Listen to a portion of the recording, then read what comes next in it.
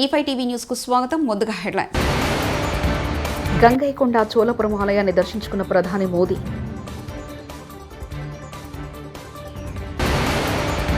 CM Ramesh సవాలుకు KTR సిద్ధమా? బండి సంజయ్.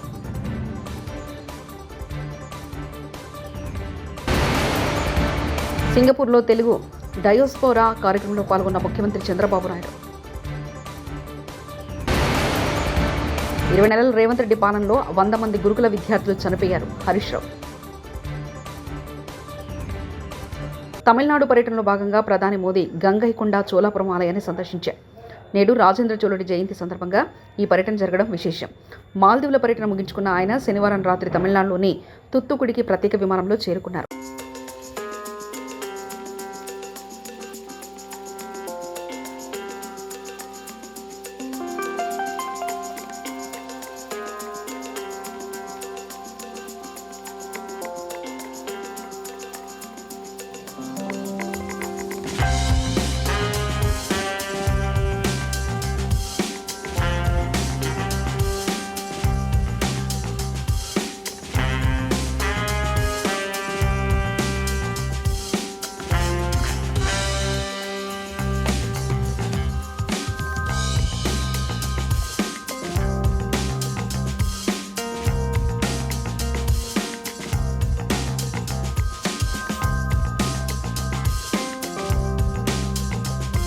(2019) తర్వాత Singapore ప్రభుత్వాన్ని కూడా తప్పుపట్టే పరిస్థితి వచ్చారు. ప్రభుత్వ బ్రాండ్ పోతే ఏపీ నష్టపోతుందని సింగపూర్ ప్రభుత్వానికి చెప్పారు. రాష్ట్రానికి జరిగిన నష్టాన్ని సింగపూర్ ప్రభుత్వానికి చెప్పాను. 2019 తర్వాత వచ్చిన ప్రభుత్వంలో జరిగిన తప్పులు సరిదిద్దేందుకు సింగపూర్ వచ్చారు చంద్రబాబు నాయుడు. మీరందరూ ఆశీర్వదిస్తే అమరావతి సింగపూర్ లాగా తయారు చేస్తానని ఆ రోజు హామీ ఇచ్చారు. ఆ తర్వాత మీరు చూస్తే నేను నేరుగా సింగపూర్కు వచ్చాను. ఫస్ట్ టైం నేను ముఖ్యమంత్రి 95 అయితే సింగపూర్కు రాలా, అమెరికాకి వెళ్ళా. 15 రోజులు తిరిగా, అన్ని కంపెనీలు కలిసా.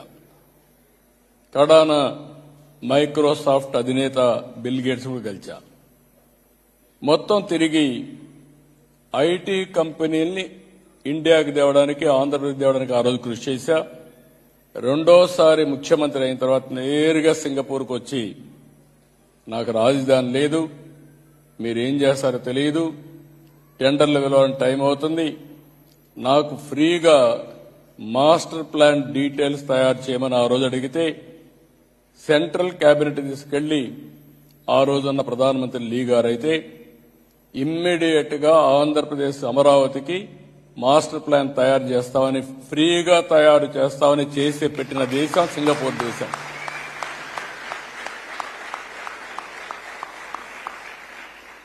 బెస్ట్ ప్రాజెక్ట్ తయారు చేశారు. అక్కడి నుంచి చాలా దేశాల్లో వీళ్లు టౌన్షిప్లు కూడా కట్టారు, ఇండస్ట్రియల్ టౌన్షిప్లు కట్టారు, ఎకనామిక్ యాక్టివిటీ చేశారు, చాలా చేశారు. దాంతో నేను వీళ్ళతో మాట్లాడి ఒక సీడ్ క్యాపిటల్ కూడా తయారు చేస్తే వీళ్లు భాగస్వాములు అయితే ప్రపంచాన్ని మొత్తం తీసుకొచ్చి పెట్టాం. అది కూడా ఎప్పటికప్పుడు ల్యాండ్ ఇచ్చి ఆ రోజుండే మార్కెట్ రేట్ ప్రకారం తీసుకొని అభివృద్ధి చేసి ఆ డబ్బులు గవర్నమెంట్కి వచ్చేది. 19లో గవర్నమెంట్ మారింది. కడాన సింగపూర్ గవర్నమెంట్ కూడా తప్పుబట్టే పరిస్థితికి వచ్చారు. ఈ రోజు నేను వచ్చింది పెట్టుబడులు నేను సాధిస్తాను గాని రాష్ట్ర ప్రతిష్ట పోతే, బ్రాండ్ పోతే శాశ్వతంగా ఆంధ్రప్రదేశ్ రాష్ట్రం నష్టపోతుంది. ఆంధ్రప్రదేశ్ రాష్ట్రంలో జరిగిన నష్టాన్ని సింగపూర్ గవర్నమెంట్ కూడా చెప్పి మళ్లీ రికార్డు స్ట్రైటన్ చేయాలనే ఉద్దేశంతో నేను ఈ పర్యటనకు వచ్చానని చెప్పి కూడా నేను మీకు తెలియజేస్తున్నా. ఎన్ఆర్ఐలే ఆంధ్రప్రదేశ్ బ్రాండ్ అంబాసిడర్లు. మీరు స్టార్టప్ పెట్టాలన్నా, పరిశ్రమలు పెట్టాలన్నా ఈడీబీ సేవలు ఉపయోగించుకోండి. మన రాష్ట్రం మీకు సాధారణ స్వాగతం పలుకుతుంది. ఒకే రాజధాని, అభివృద్ధి వికేంద్రీకంగా మా నినాదం. ఇందులో భాగంగానే రాష్ట్రంలోని అన్ని ప్రాంతాల్లో పరిశ్రమలు ప్రోత్సహిస్తున్నామంటూ నారా లోకేష్ వ్యాఖ్యానించారు. సందేహం లేదు, ప్రపంచవ్యాప్తంగా 80% ఉద్యోగాలు ఎంఎస్ఎంఈల ద్వారానే వస్తాయి. ప్రత్యేకంగా అందుకే ఎకనామిక్ డెవలప్మెంట్ బోర్డు మేము ఏర్పాటు చేశాం. చిన్న కంపెనీ అయినా పెద్ద కంపెనీ అయినా ఎకనామిక్ డెవలప్మెంట్ బోర్డు మీకు అందుబాటులో ఉంటుంది. రండి, పెద్ద ఎత్తున ఆంధ్ర రాష్ట్రంలో పెట్టుబడులు పెడదాం. మీకు అండగా నిలబడే బాధ్యత కూటమి ప్రభుత్వం తీసుకుంటుందని ఈ సభాముఖంగా మీ అందరు తెలుపుతున్నా. అంతేకాకుండా ఇతర దేశాల అవకాశాలు ఉంటే చెప్పండి. ప్రత్యేకంగా స్కిల్ డెవలప్మెంట్ లో మాకు ఒక విభాగం ఉంది. మన పిల్లలకి చదువుతో పాటు లైఫ్ స్కిల్స్ కూడా ఇచ్చి ఇతర దేశాల అవకాశాలు ఎక్కడెక్కడ ఉన్నాయో చూసి లాంగ్వేజ్ అవసరమైతే కూడా ఇంటర్వెన్షన్ చేసి వాళ్ళని ప్లేస్మెంట్ కూడా చేయాలని బాధ్యత గౌరవ ముఖ్యమంత్రి గారు నాకు ఇచ్చారు. అందుకే ఇక్కడ ఉన్న మిమ్మల్ని అందరినీ కోరేది ఒకటే, అందరం బ్రాండ్ అంబాసిడర్స్ గా మారాలి. మన కంపెనీలో మనందరం మాట్లాడాలి. ఇది నేను ఎందుకు చెప్తున్నానంటే, టాటా సన్స్ చైర్మన్ చంద్ర గారిని కలిసినప్పుడు ఆయన ఒక మాటను అడిగా. ఈరోజు టీసీఎస్ విశాఖపట్నంలో పెట్టాలని ఎందుకు మీరు నిర్ణయం తీసుకుని అడిగినప్పుడు, మా కంపెనీలో సుమారుగా 35% మంది తెలుగోలు పనిచేస్తున్నారు. వాళ్ళు పదే పదే ఆంధ్ర రాష్ట్రంలో బ్రాంచ్ ఓపెన్ చేయండి అని చెప్తున్నారు. వాళ్ళు ఒత్తిడి తట్టుకోలేక ఈ రోజు నేను ఆంధ్రప్రదేశ్కి వస్తున్నా, విశాఖపట్నానికి వస్తున్నా అని చెప్తాం జరిగింది. Same thing with Cognizant, same thing with various other companies. అందుకే మీరందరూ బ్రాండ్ అంబాసిడర్స్ అవ్వండి, మాట్లాడండి. మీ కంపెనీ భారతదేశంలో పెట్టుబడులు పెట్టాలనుకుంటే మాకు తెలియజేయండి. ఆ పెట్టుబడుల కోసం పోరాడడానికి మేము సిద్ధంగా ఉన్నాం. మీరు చూస్తే మేము అందరూ ఒక యంగ్ టీం ఉన్నాం. ఈరోజు 50% ప్లస్ ఫస్ట్ టైం ఎమ్మెల్యేస్ ఉన్నారు. దాంట్లో చాలా మంది ఎన్ఆర్ఐస్ కూడా ఉన్నారు. 17 మంది 25లో 17 మంది మంత్రులు ఫస్ట్ టైం మంత్రులు కూడా ఉన్నారు. చేయాలని తప్పంతో మేము అందరం ఉన్నాం. మీరు గాని మాకు చేతి ఇస్తే ఆంధ్ర రాష్ట్రాన్ని నంబర్ 1 చేసే బాధ్యత. కేసీఆర్ మొదట కేటీఆర్కు సిరిసిల్ల టికెట్ ఇవ్వలేదు. అప్పుడు కేటీఆర్ వెళ్లి సీఎం రమేష్కు చెప్తే ఆయన కేసీఆర్ను ఒప్పించి టికెట్ ఇప్పించారు. తర్వాత సీఎం రమేష్ ఆర్థిక సాయం చేసి కేటీఆర్ను ఎమ్మెల్యేగా గెలిపించారు. బండి సంజయ్ కేటీఆర్ రేవంత్ రెడ్డి హౌలే అన్నాడని ఆవేదన వ్యక్తం చేసిన బండి సంజయ్ కొడుకు పోయి సీఎం రమేష్ గారు కలిసి నాకు మొన్న పార్లమెంట్ కలిసినప్పుడు ఇప్పుడు సీఎం రమేష్ గారు చెప్తే సీఎం రమేష్ గారు వచ్చి కేసీఆర్ కలిసారు. అరే కేటీఆర్ పోటీ చేస్తారంటే వద్దు అక్కడ గెలవడు అని చెప్పన్నారు. అక్కడ కేకే మహేంద్ర రెడ్డి గారు గెలుస్తారు, ఈయన గెలవడు అన్నారు. గెలవడు అన్న కే చేశారు, సీఎం రమేష్ గారు ఎట్లా ఒప్పించారు, కేసీఆర్ గారు ఒప్పించి సుధాకర్ గారు డ్రాప్ చేయించారు.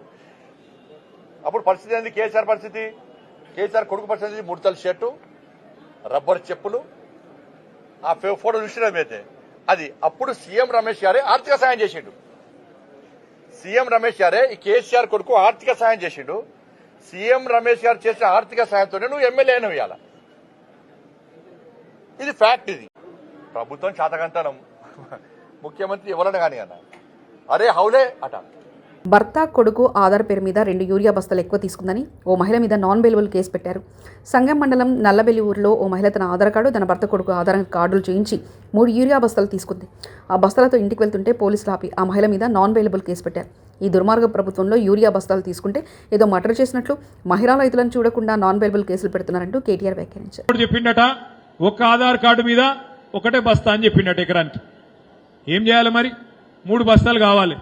ఏం చేయాలని చెప్పి ఇంటికి పోయి కొడుకు ఆధార్ కార్డు, భర్త ఆధార్ కార్డు, ఆమె ఆధార్ కార్డు 3 పట్టుకొచ్చి ఆ దుక్కినపోనికి ఇచ్చింది.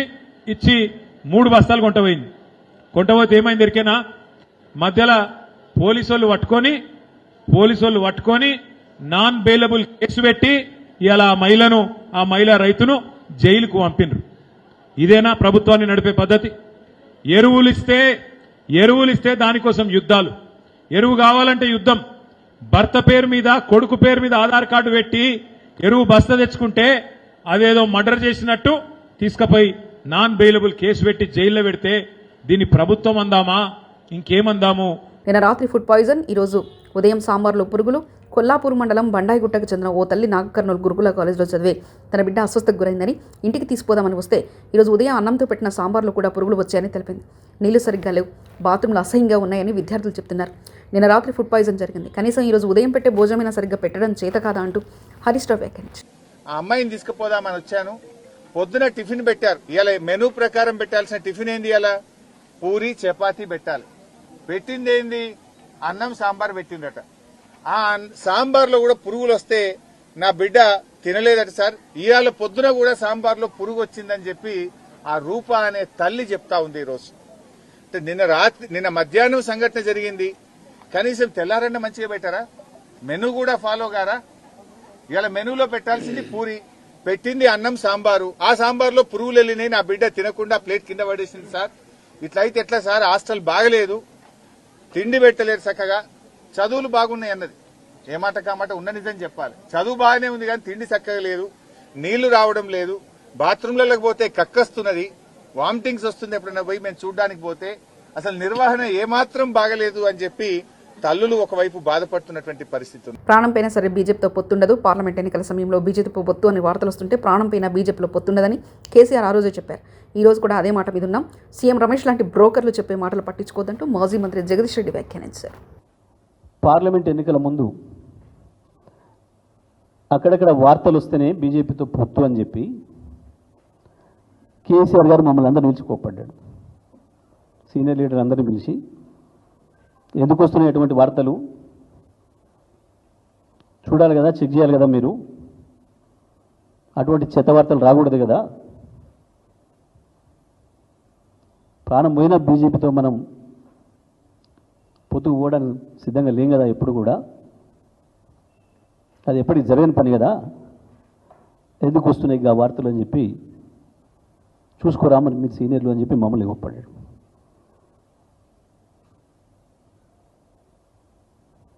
కేటీఆర్ గారిని, హరీష్ గారిని, నన్ను, ప్రశాంత్, ఇంకా నలుగురు లీడర్లను పిలిచి బీజేపీతో గంత దూరంగా ఉంది బీఆర్ఎస్ పార్టీ. ఎప్పుడు కూడా అది తెలంగాణకు పనికొచ్చే పార్టీ కాదు, బీఆర్ఎస్ రాజకీయాలకు, టీఆర్ఎస్ రాజకీయాలకి కుదిరే పార్టీ కాదు అనేది మొదటి నుంచి మేము చెప్తున్న భావన. మేము అట్లాగే ఉన్నాం. ఇక దాంట్లో ఎవడో చిన్న సైజు బ్రోకర్లు, పెద్ద సైజు బ్రోకర్లు ఎవడో వచ్చి చెప్పి మాట్లాడితే అది పనికి మాలిన ముచ్చట. చంద్రబాబు నాయుడు గారు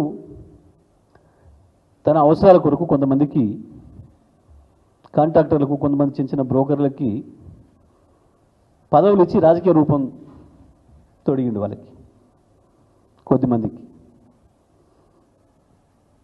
అటువంటి వాళ్ళు మాట్లాడే మాటలకి తిరుమల శ్రీవారిని కింగ్డమ్ చిత్ర బృందం దర్శించుకుంది.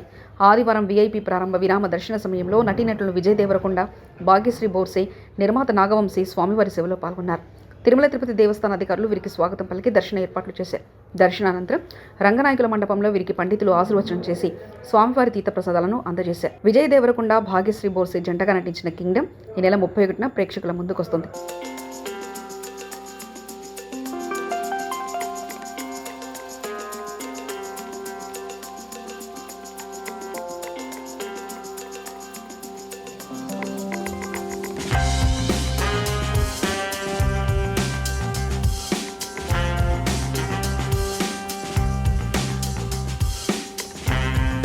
గ్రామ పాలనా అధికారులు, లైసెన్స్డ్ సర్వేయర్ల నియామకం కోసం సంగారెడ్డి జిల్లా కేంద్రంలోని ప్రభుత్వ తారా డిగ్రీ కళాశాలలో ఆదివారం నిర్వహించిన పరీక్షా కేంద్రాలను కలెక్టర్ పి ప్రావీణ్య పరిశీలించారు. పరీక్షల నిర్వహణ తీరును నిశితంగా పరిశీలించారు. అభ్యర్థుల హాజరు గురించి ఆరా తీశారు. నిబంధనలకు అనుగుణంగా పరీక్షలు పకడ్బందీగా నిర్వహించాలని కలెక్టర్ సూచించారు. ఉదయం 10 గంటల నుంచి మధ్యాహ్నం 1 గంట వరకు కొనసాగిన గ్రామ పాలన అధికారి పరీక్షకు 77 మంది అభ్యర్థులకు గాను 62 మంది హాజరయ్యారని, 15 మంది గైహాజరైనట్లు కలెక్టర్ తెలిపారు.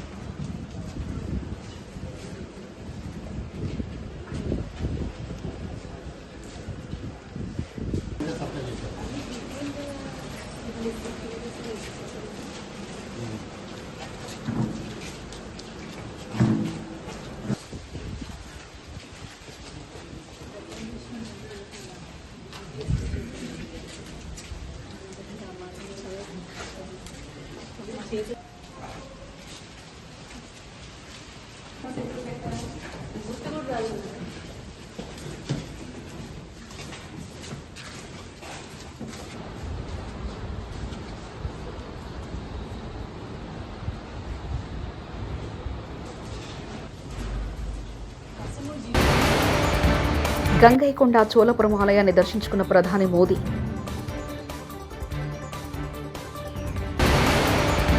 సీఎం రమేష్ సవాలుకు కేటీఆర్ సిద్ధమా? బండి సంజయ్.